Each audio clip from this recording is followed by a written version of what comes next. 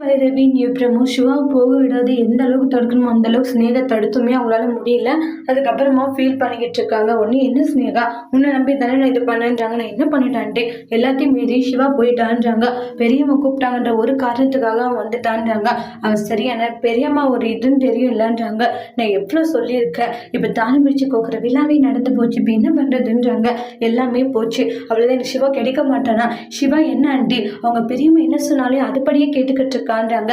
இங்க பாருமா, அவன் எப்பவுமே அப்படிதான். ஆனா அவனை மாற்ற வேண்டியது அது உன்னுடைய கையில தான்மா இருக்கு. அது பல முறை நான் சொல்லியிருக்கேன், ஆனா நீ கேட்கவே மாட்டேங்கிறேன்னு சொல்லிட்டு ஃபீல் பண்ணிக்கிட்டு இருக்காங்க.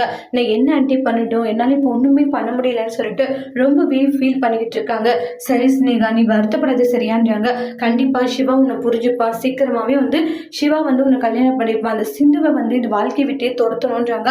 அதுக்காக நம்மளால என்ன பண்ண முடியுமோ அந்த பிளானை நம்ம பண்ணணும். அதை விட்டுட்டு தேவையில்லாத நம்ம ஃபீல் பண்ணிட்டு இருந்தா ஒண்ணுமே நடக்காதுன்றாங்க.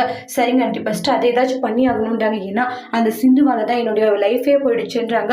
அவளை ஒரு வழி பண்ணா அதை விடவே கூடாதுன்னு சொல்லிட்டு ரொம்பவே கோவப்பட்டுக்கிட்டு இருக்காங்க. நானும் போனா போட்டுன்னு பார்த்தா அந்த சிந்து ரொம்ப தான் பண்றான்னு சொல்லிட்டு ரொம்பவே கோவத்துல இருக்காங்க.